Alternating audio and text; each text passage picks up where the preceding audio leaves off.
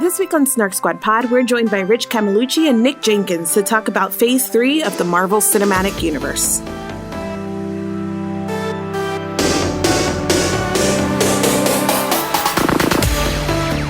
Welcome back to Snark Squad Pod. My name is Marines. I'm Nicole Sweeney, and we are joined once again by our Snark Squad Pod Avengers, Rich and Nick.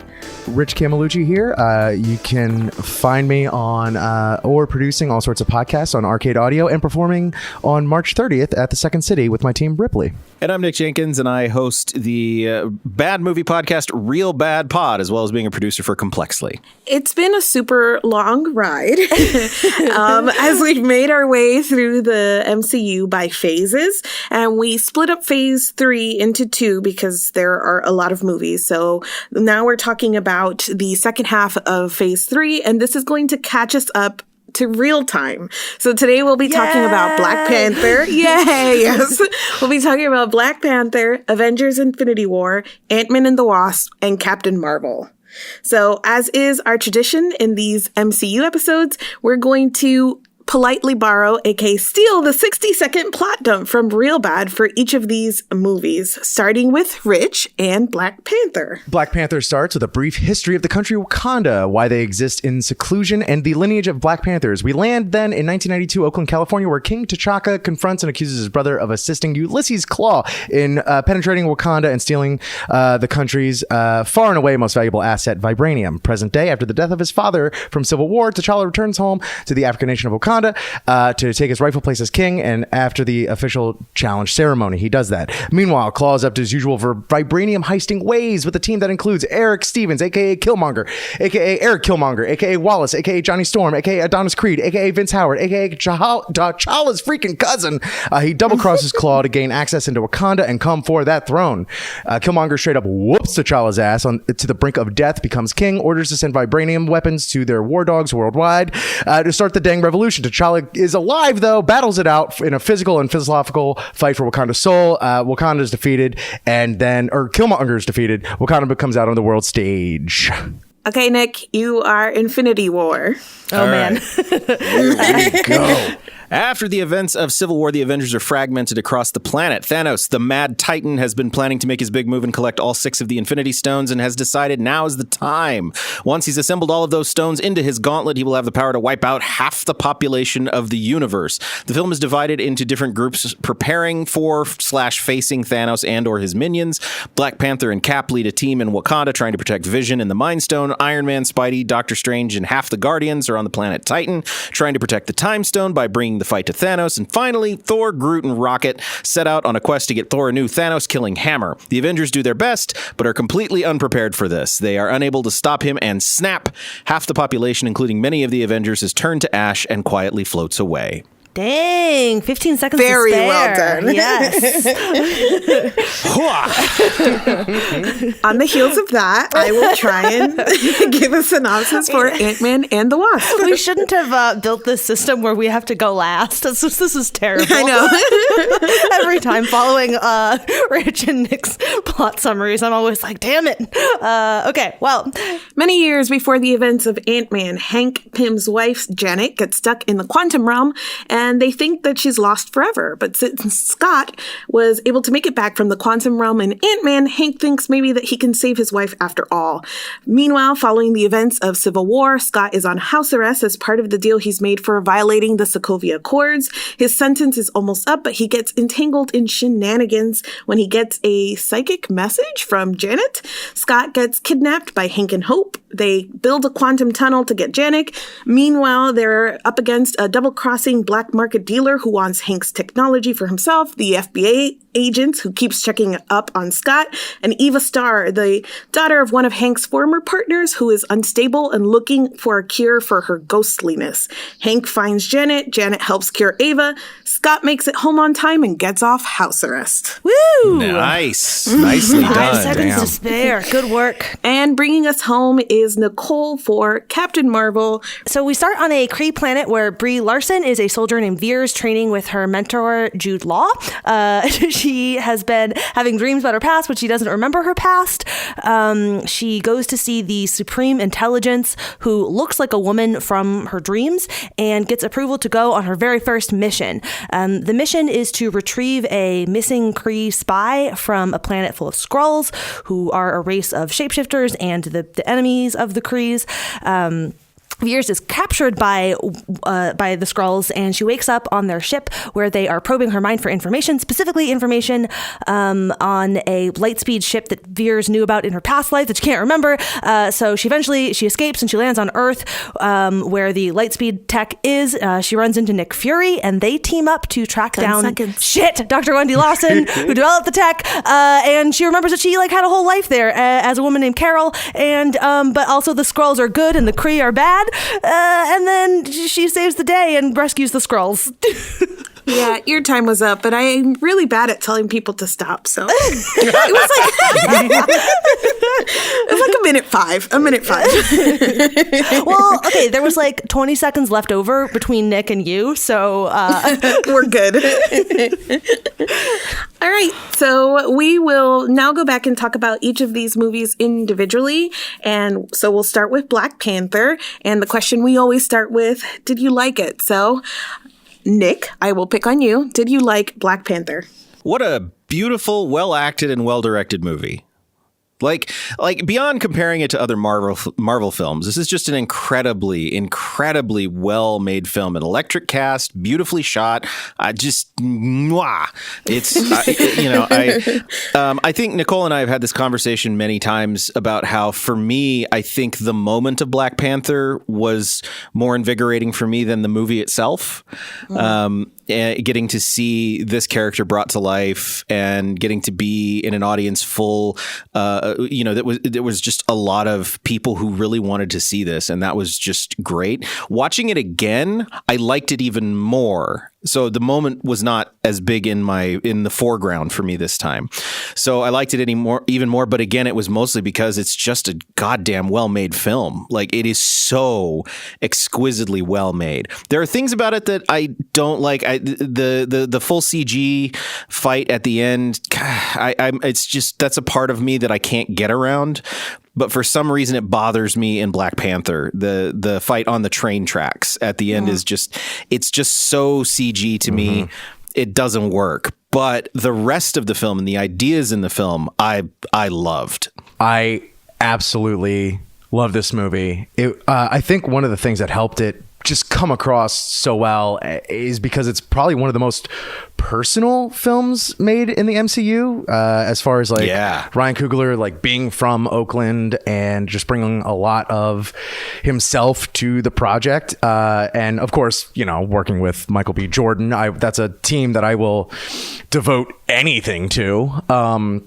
But yeah, right with you on that CGI battle at the end. And it's something that we've kind of come to expect from Marvel movies. So it's not shocking that it happened, but it is, kind of a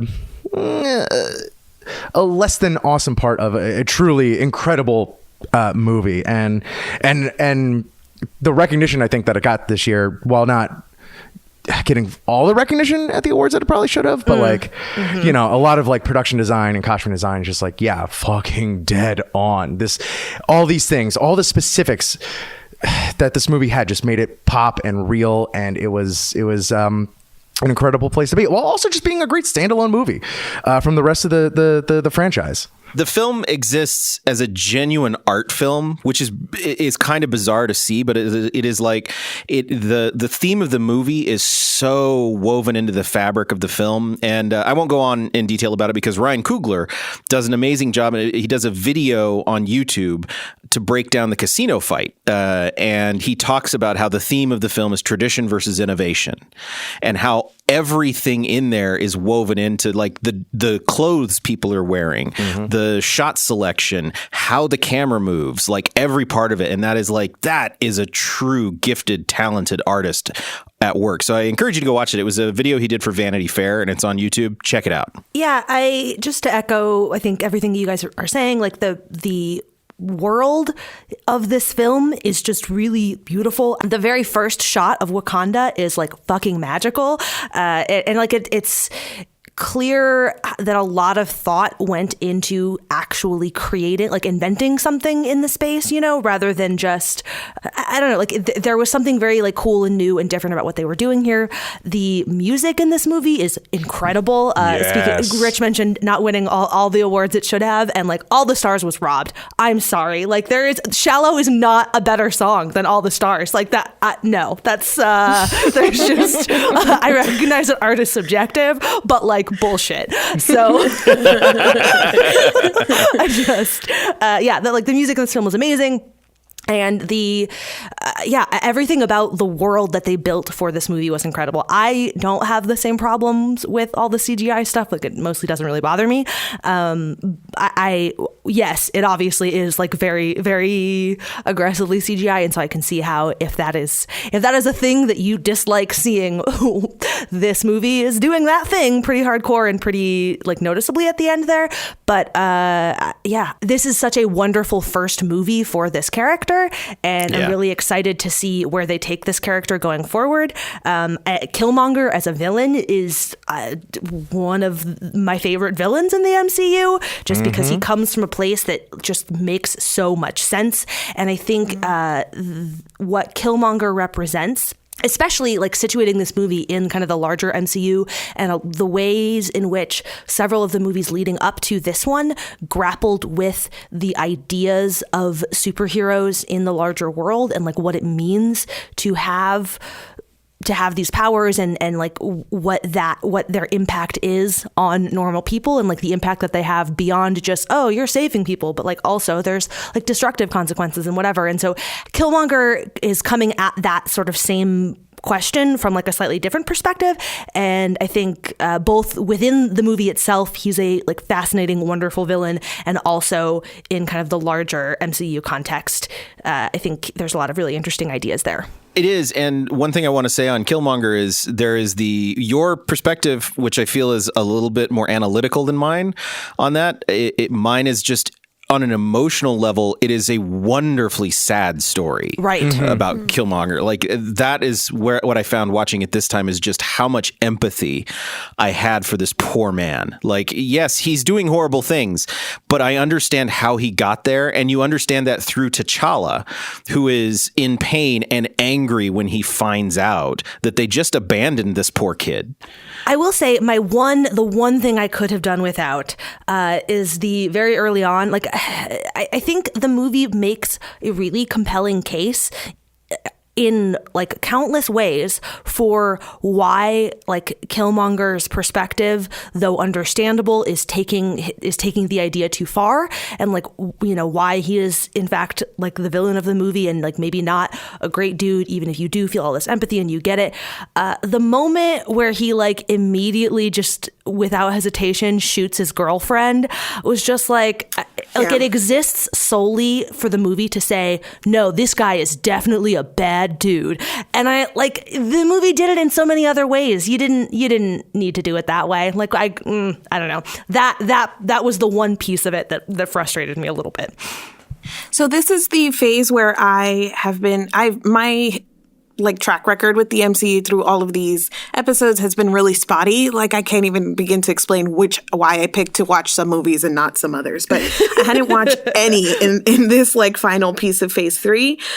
So I also lived through the moment, Nick, you know, and I saw all of that, and it was super exciting to just be a part of like the cultural moment and see other people's excitement, but I hadn't watched the movie. So I came to it and I was watching it, and even with everybody talking about what a good movie this is and how important and how impactful it was, I was still like, oh, like, and now so I'm like belatedly living this moment, and I'm thankful I have you guys to talk about it, because probably everybody else is like, yeah, Maddie, we were there a while ago. But anyway, so it's getting to see just like from the opening sequence how beautiful this movie is, but how much, you know, featuring a Black cast and it being really about Black excellence and just like all of that. I was emotional watching this movie in so many different ways. And I think that we talked about when we were talking about Spider-Man Homecoming about how, you know, the MCU kind of has been hit or miss. It is what it is. It's going to happen with its villains and, you know, whether they're cheap or, you know, they're excellent. And the movie kind of hinges on those pieces. So we were talking in Spider-Man how we were looking at that villain and going, well, he's not wrong. And so you come back here to Black Panther and you're hearing all of these different people. And it's not just Killmonger. It's also Nakia. And it's also the King's brother who was saying this, you know, so many people are in need of help and Wakanda is in this place to help and they're not doing it. So coming from that central theme and then building a villain that kind of maybe takes it too far, I thought was a really smart thing to do because it does give you that entry point of looking at the villain and being like, you know, you're not wrong.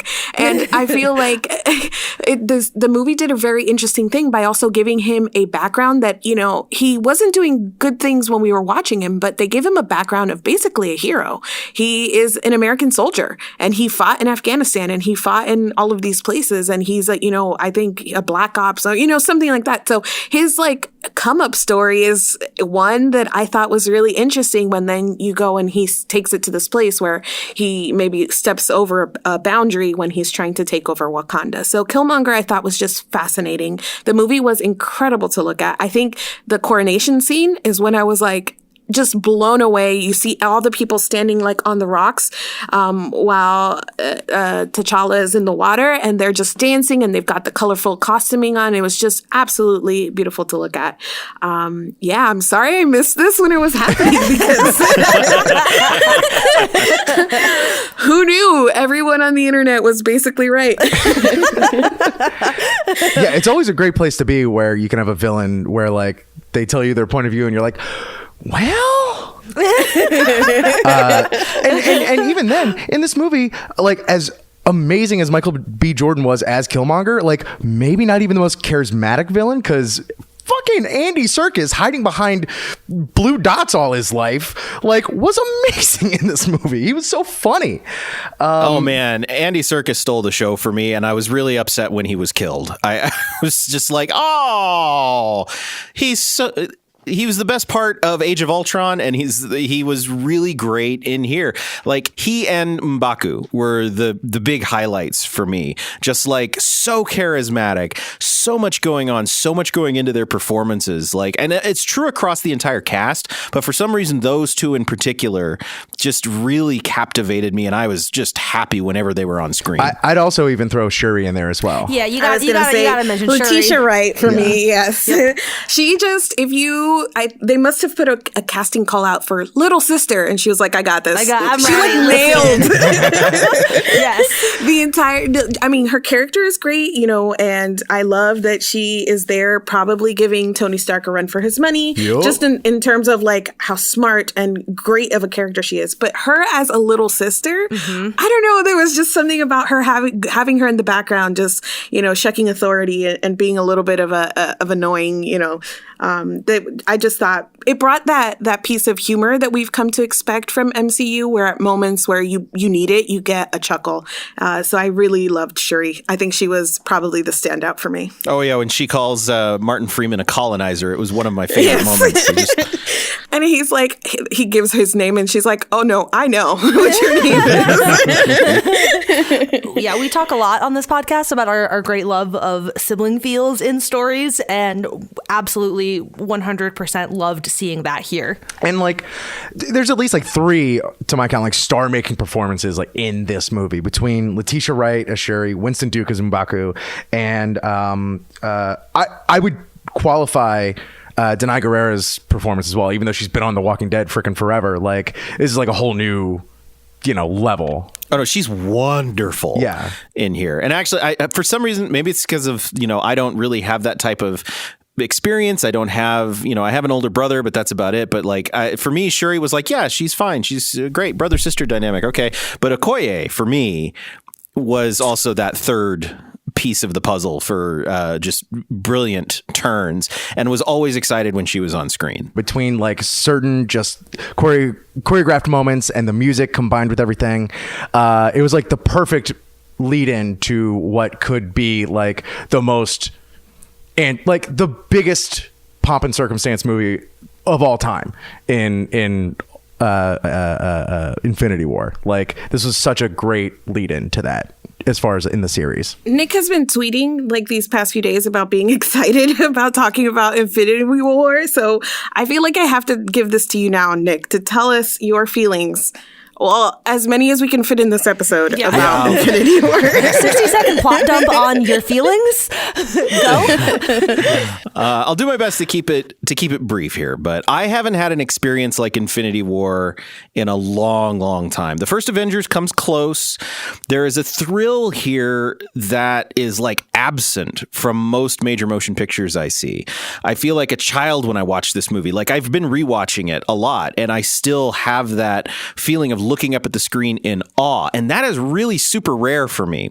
I forget about the filmmaking process. I forget about music. I forget about actors. And I am just in this movie. And I, as a person who has studied film and has taught film and everything, I can't express how rare that is for me. And this film, above all others in the cinematic universe, I was just being told a thrilling story. And there are moments that I will talk about as we go through it, but someday, sooner or later, we're going to forget what an incredible feat this movie is. We've already kind of forgotten what an incredible feat the first Avengers film was, simply because of saturation, I think. But I really want to savor this one. I really want to savor it, remember it, that there was a time this simply was not possible. From concept to special effects to actors' contracts to confidence in storytelling, Infinity War is, to me, fulfilling the promise of things like The Empire Strikes Back. A bold, like thoughtful popcorn film that doesn't leave you with feelings of happiness at our heroes' triumph, but rather like a sense of the weight of their crushing defeat. They did all they could, and it wasn't enough.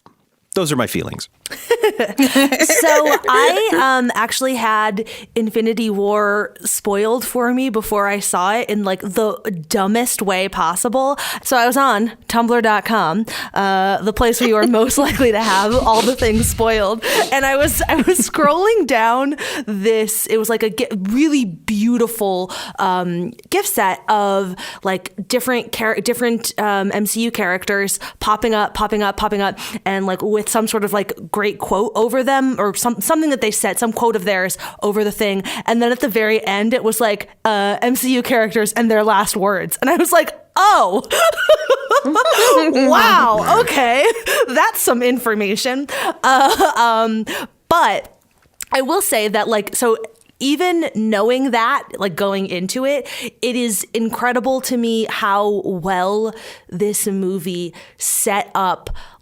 There are so many characters jammed into this movie, and obviously, like, we cared about most of them prior to this movie, and that's a big part of what's going on. But they did a really good job of giving all of these people the space necessary for each of those individual like deaths and moments of people floating away to like hit and like land effectively, which is, yeah, to Nick's point about this being a feat, I completely agree. I think that's super, super impressive. The thing that I have to say, my big I don't know, Infinity War, my Infinity War feelings are twofold. Feeling one is this movie is like why Scarlet Witch is my number one. I love her. I love her so much. That bit where she is destroying the Mind Stone and also holding off Thanos is like fucking cool as hell. She's the best. And my other take is Peter Quill can get fucked. That's all. Yes. Yeah, I think that was everyone's like prevailing feeling coming out of there, which is like, oh, we lost. Oh, but also like, yeah, fuck this guy big time. Fuck that guy.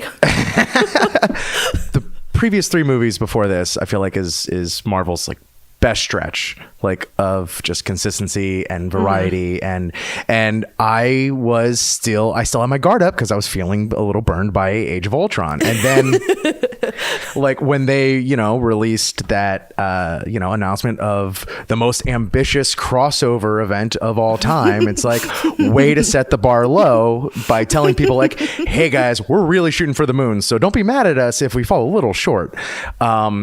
So I was just like, yeah, oh, nice try to wait and, set some expectations and stuff like that. And then you go and see it and it's just like, oh, wow, this is like one of the most fully formed, villains. Even after Killmonger, it's just like it even becomes more rounded out. It's another like, well, and then he does what he has to do to get the Soul Stone, and it's just it's heart wrenching. It's a gut punch. And yeah, I all the different, there's so many plates that are spinning in this movie. It's an actual feat that it worked narratively.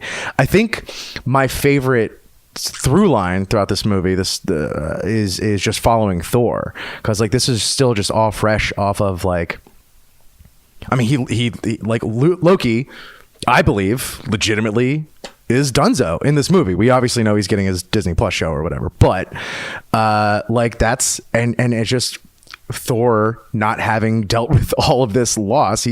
We've seen every important person in his life die. Well, and his victory at the end of Ragnarok is Asgard is not a place, it's a people, and then LOL, all those people are dead. So or half they mentioned in the movie. So sure, yeah. So I need to hold on to that half, because I need to know that like Korg is still alive. I need to know Valkyrie's still alive. Valkyrie for sure. Yeah. I don't think they killed Tessa Thompson off screen.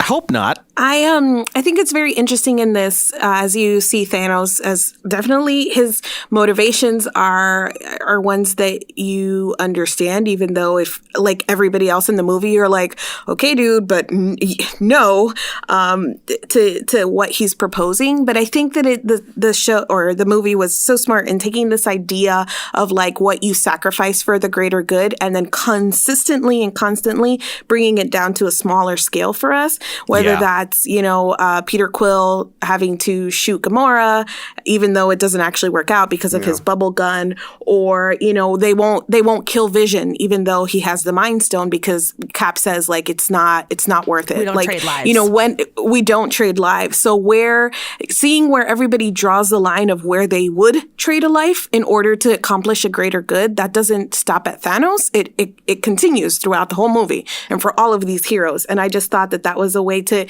consistently just punch in the heart, punch in the feelings every single time one of these decisions had to be made. So Doctor Strange giving up the Time Stone. Yes, and over Tony Stark, which, if we're going to talk about negatives, my little negative is their like douche off in the first or the second scene of the movie where they're just, I'm like, okay, we get it. You're both dicks. Let's move it along.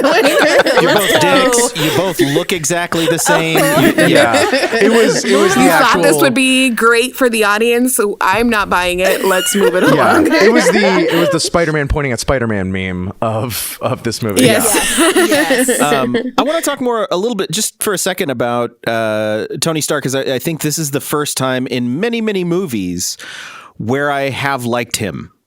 And they gave him a wonderful moment near the end of this film. Well, they gave him a couple, but speaking on the idea of what are you willing to give, he and Cap both, but everyone, Vision, the interesting juxtaposition is between Thanos, I'm going to sacrifice everyone else, to our heroes we are going to sacrifice ourselves.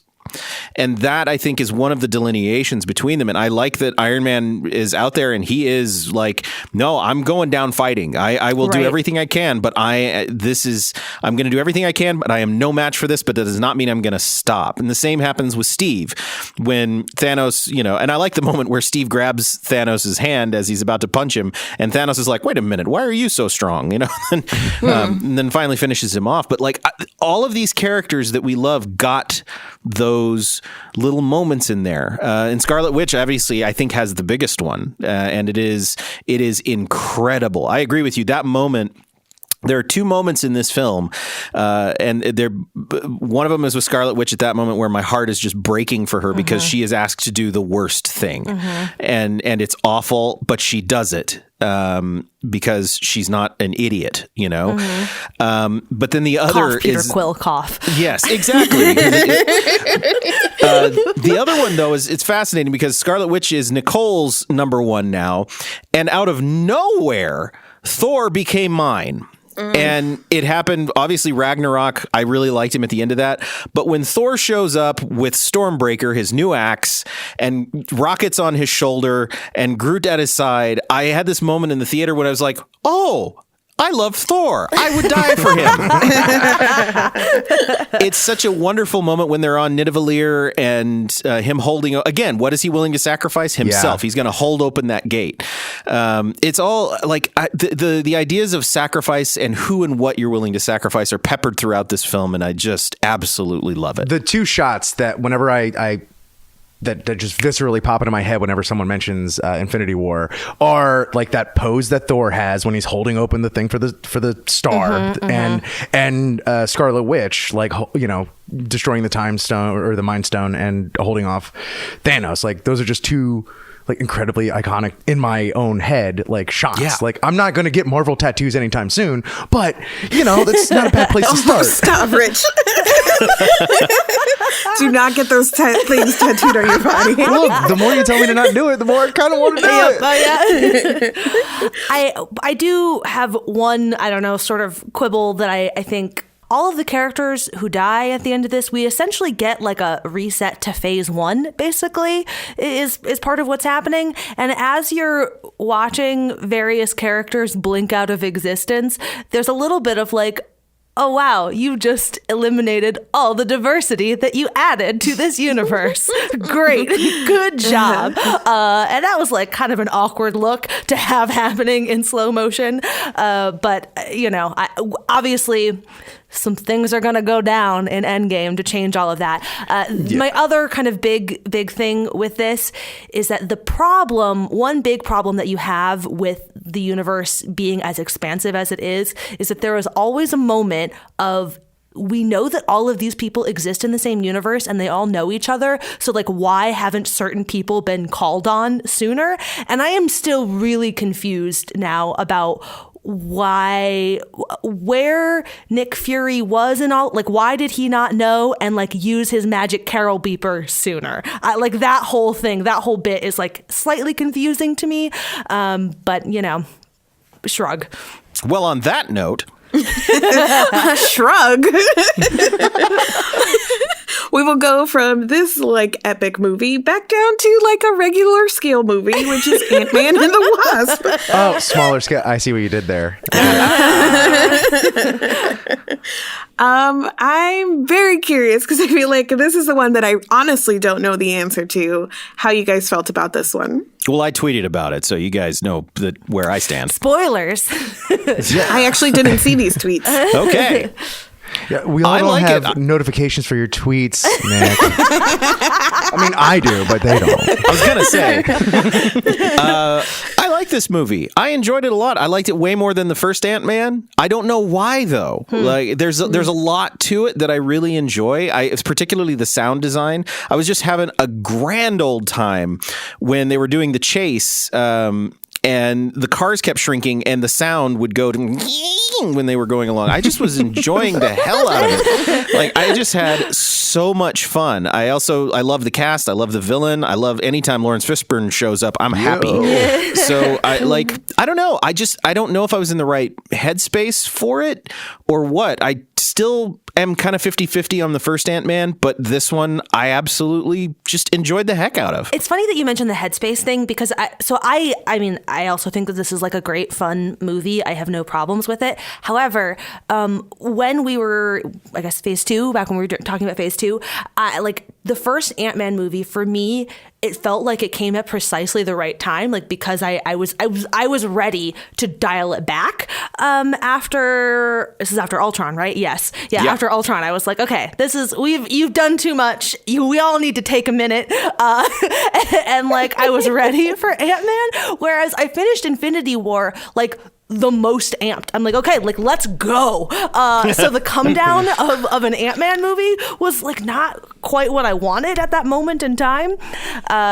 So that to me is where the headspace thing I think is interesting because I felt like I was in precisely the wrong headspace for this movie. I did enjoy this movie, but it didn't feel like as timely for me as Ant-Man did. Sure.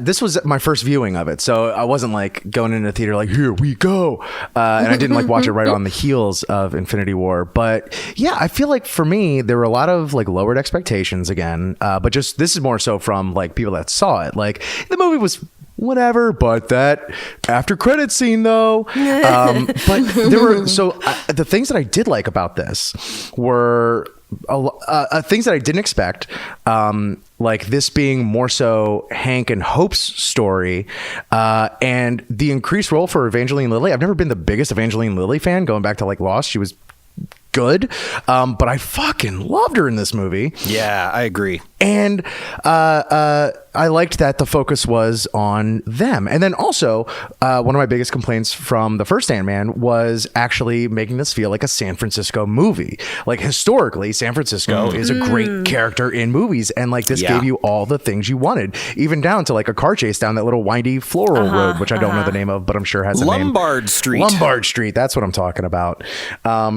And it was a great play on that. And yeah, it actually felt like the movie had a place, and that, like, it's a small thing, but it went a really long way to rounding the movie out. I'm in exactly the place that Nicole talked about, because again, hadn't watched this at all. Watched it literally right after Avengers Infinity War, like end credits, then press play on Ant-Man.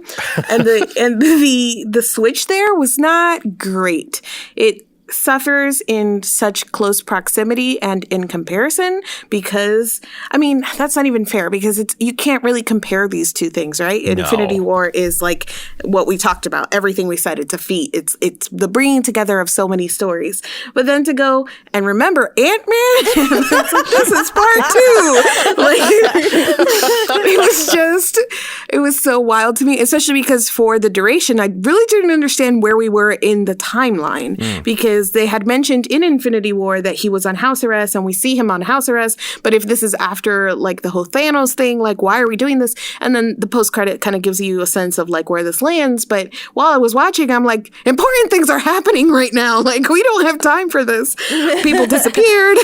Thanos is smiling on a planet. We can't have that. So I don't know. My feelings were just not in a place to enjoy this. But I feel like I could go back any moment that I feel like, man, I want a romp of a movie, and I would be able to watch this and enjoy it. It just, that transition was not the right way to do it. I will say that I love the way that they did the info dump at the beginning about like why Scott is in the position that he's in, like just with the federal agent or whatever, just that dynamic. I think that was a really good way of laying that out, in a way of like, we just need to dump a lot of information on the audience, and like we're gonna do it in a way that's still sort of fun and funny and engaging.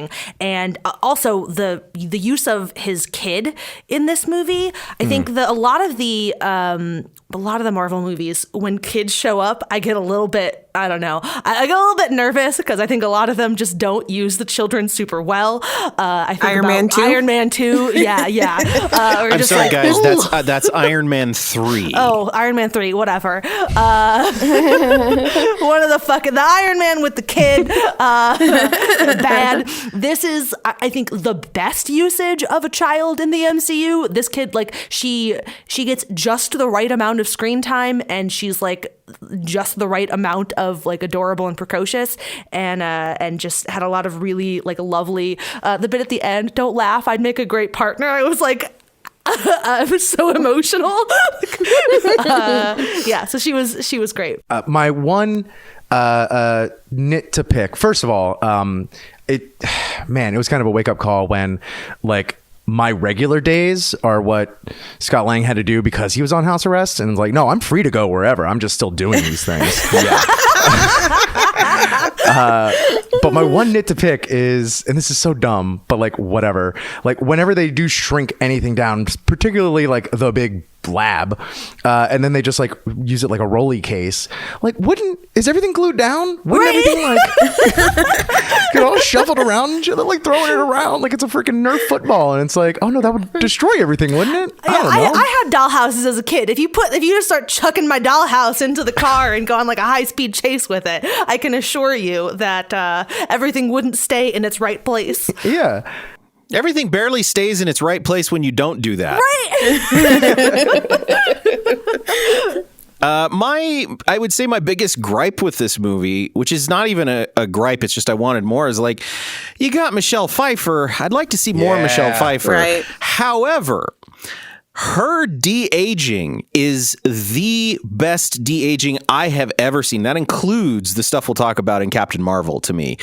I think watching her in those flashbacks was just stunning because it was still her. She's still performing and it's all still there.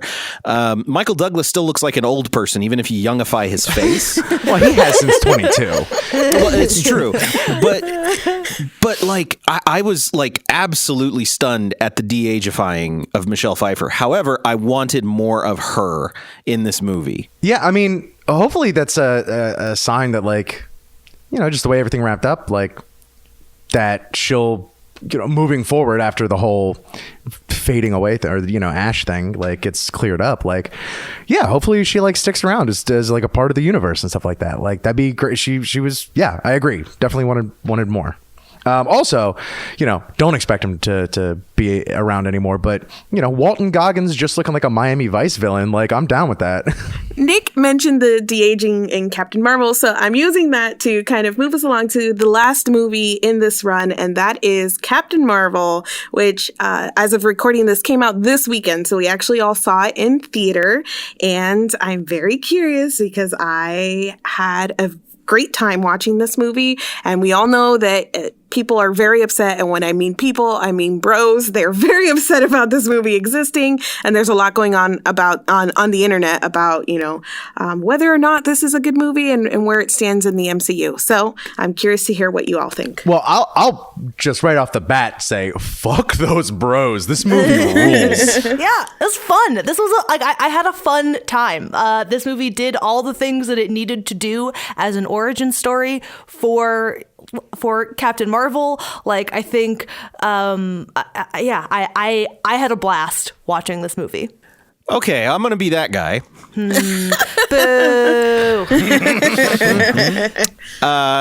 I don't love this movie, but I do like it. I like all of the story beats. I like the whole cast.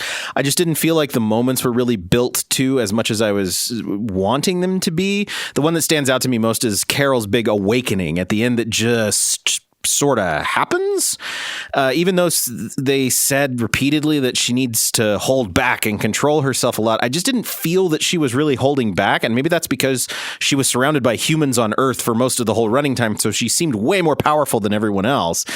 But I don't know, for me it's about moments and beats, and those moments and beats just weren't there for me, with the exception of like Ben Mendelsohn and Sam Jackson, who I feel like got the opportunity to play a lot.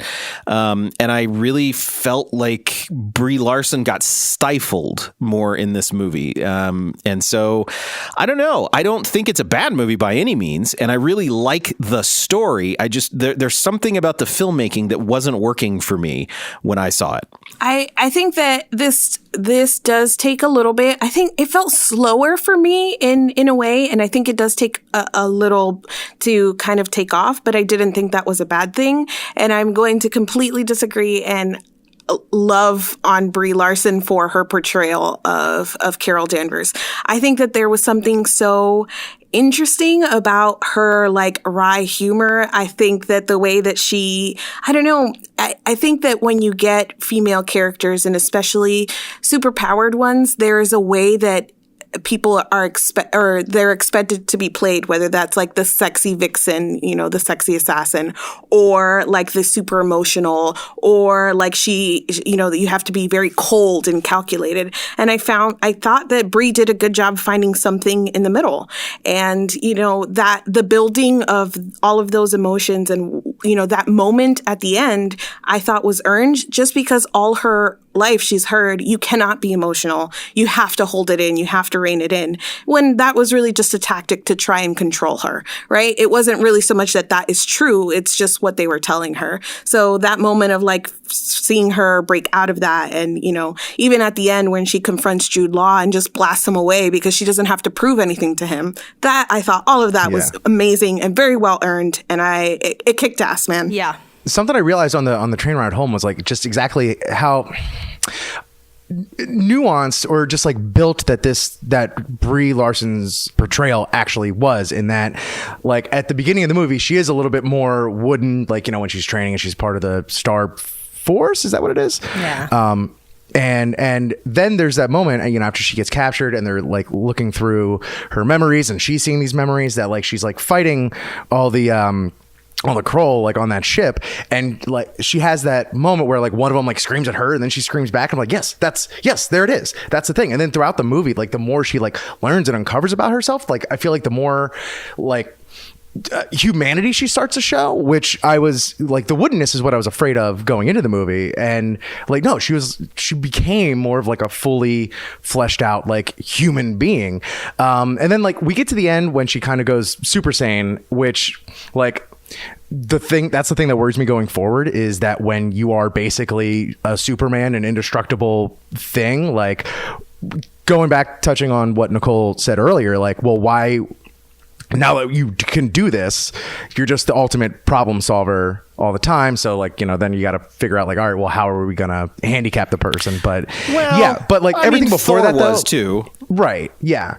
But yeah, everything like throughout the meat of the movie, like, yeah, I just loved that sort of progression as a character, and I loved the friendship between her and Nick Fury. Like that was so much fun and good.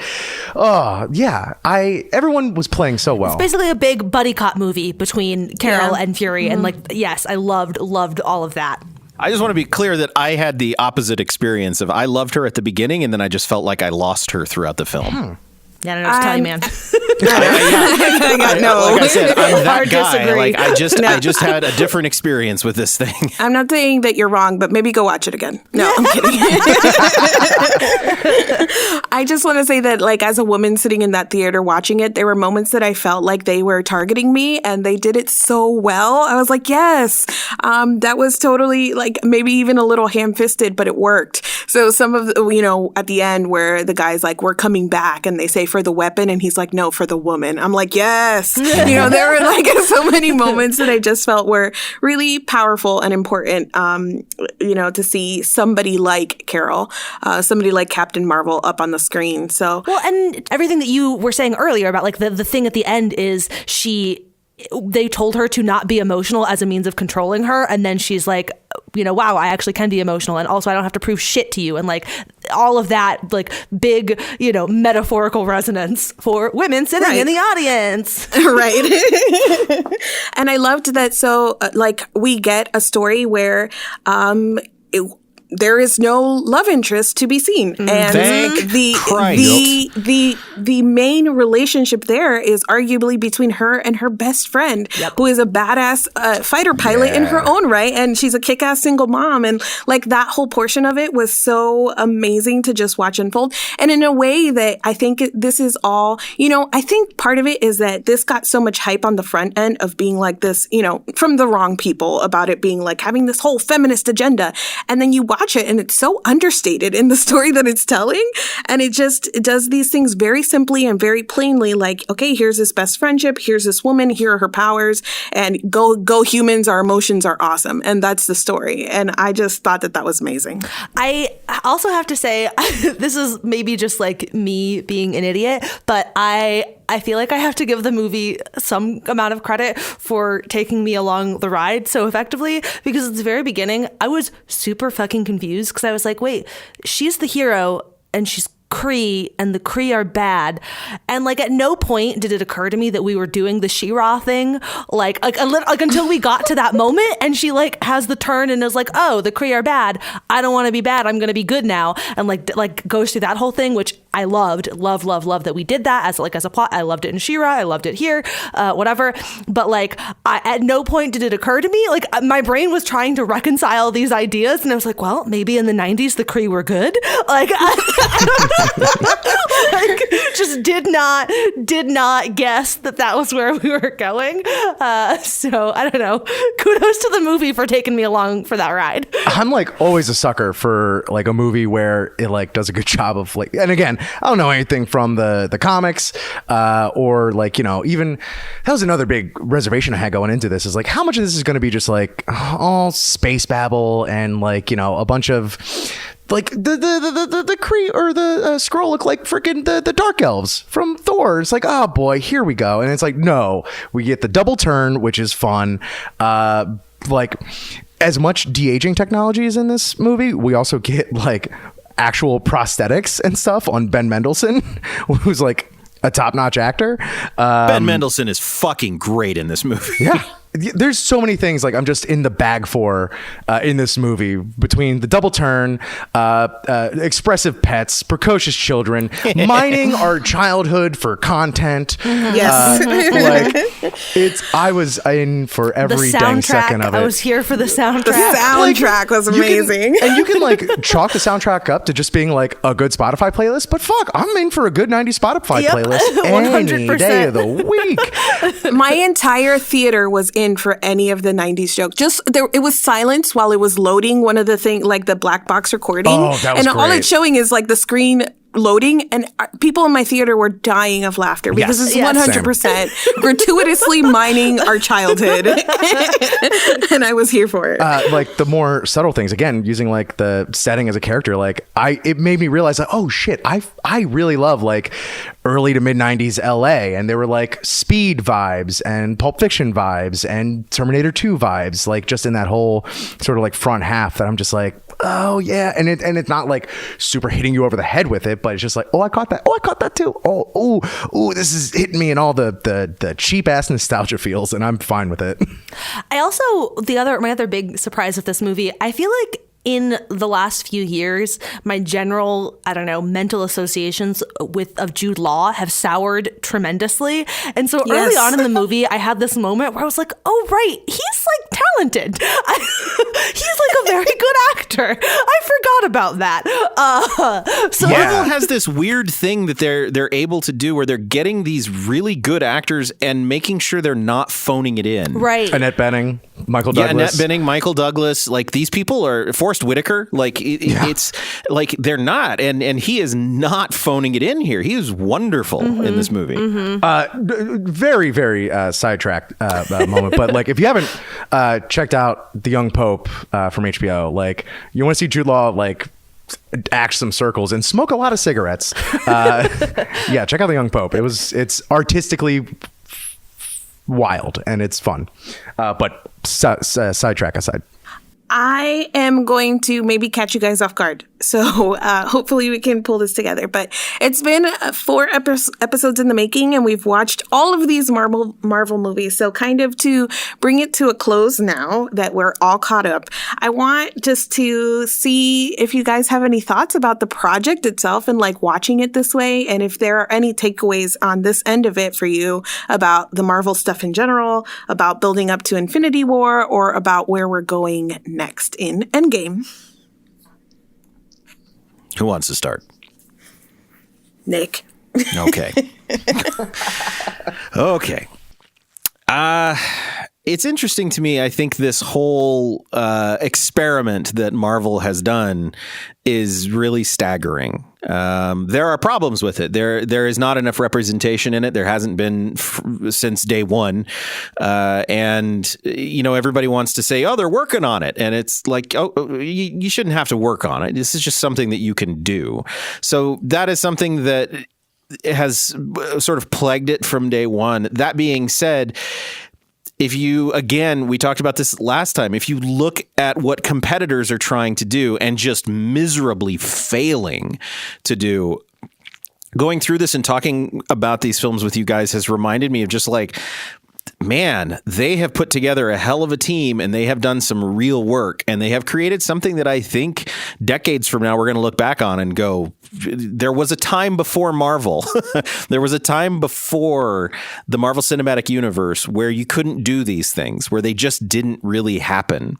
And I don't know. I'm really sort of much like I'm in awe of Infinity War and what that's done. I'm kind of in awe with what Marvel's been able to do and keep doing. Yeah, I'm excited, I think, just in general, with how well they have managed to create this thing that is both cohesive and also distinct. Like just the 4 movies that we're talking about right here. I think we watched 4 like good movies, but they were 4 unique movies too. Like they each had very, very distinct aesthetic and sort of like soundscapes and whatnot to them.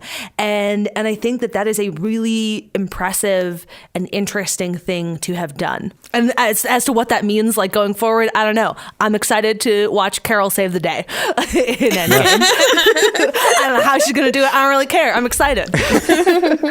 In the internet wrestling community, something that often gets complained about is a lack of long-term booking. Because it's usually a weekly show, you can be reactionary to things or overreactionary or underreactionary to things. And Marvel could have just bailed on this after the underwhelming of The Incredible Hulk. They didn't. And they knew that this story was going to go in some crazy places that are very much normalized in comic book world, but hasn't really been tread into in you know, the cinematic experience.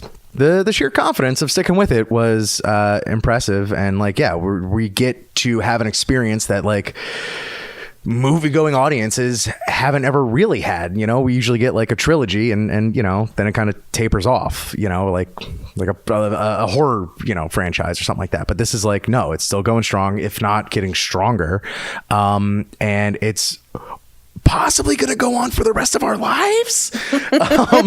Cause like comics never end. It's wild. And yeah, moving forward, like, I don't know, I kind of want, this is me just maybe being like a nihilist, but I kind of want Endgame to just be like 2.5 hours of mood and then 10 minutes of fighting, just like group therapy and cigarettes being just like so many cigarettes. Obviously it's Disney, they're not going to smoke cigarettes, but like, man, I just want this to basically be The Leftovers, which is a series I've also never watched, but you know.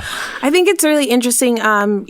The representation thing, I think is really interesting because this is a series that gives us in Infinity War Pepper Potts for 10 seconds to be like, Tony, no, and then never show her again. And then just 2 movies later, Captain Marvel. So it's so wild to me that they're making progress, but also at the same time not really understanding where they're failing. Like you get Black Panther and then you get Doctor Strange, all Eastern medicine with nobody of color to be found anywhere.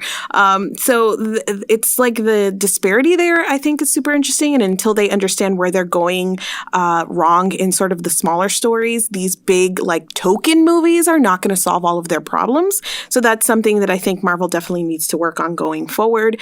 But just what everybody has said about the expansiveness of this, and we were talking about the final season of Game of Thrones in the Snark Squad Discord, and I was just saying about even the highs and lows there, living through this as like a pop culture thing and a cultural moment and something that everybody is watching has been great. And I feel the same way about Marvel. I feel like that this is something that people are talking about, and no matter what their tastes are, you'll get a wide variety of people who are watching this and enjoying it and following the story along. And even though I've been late to a lot of these movies, experiencing them and being in the know, and I feel like this will definitely be something that you look back on and, tell any hypothetical children or nieces and nephews or whatever, like, yeah, I watched, Endgame when it came out in theater kind of thing. And that's, I think, something special. Yeah, that's interesting too. Being able to experience the moment of it as it's happening, I think is really interesting. Obviously, we've talked before on the podcast about how we both missed the boat on Star Wars.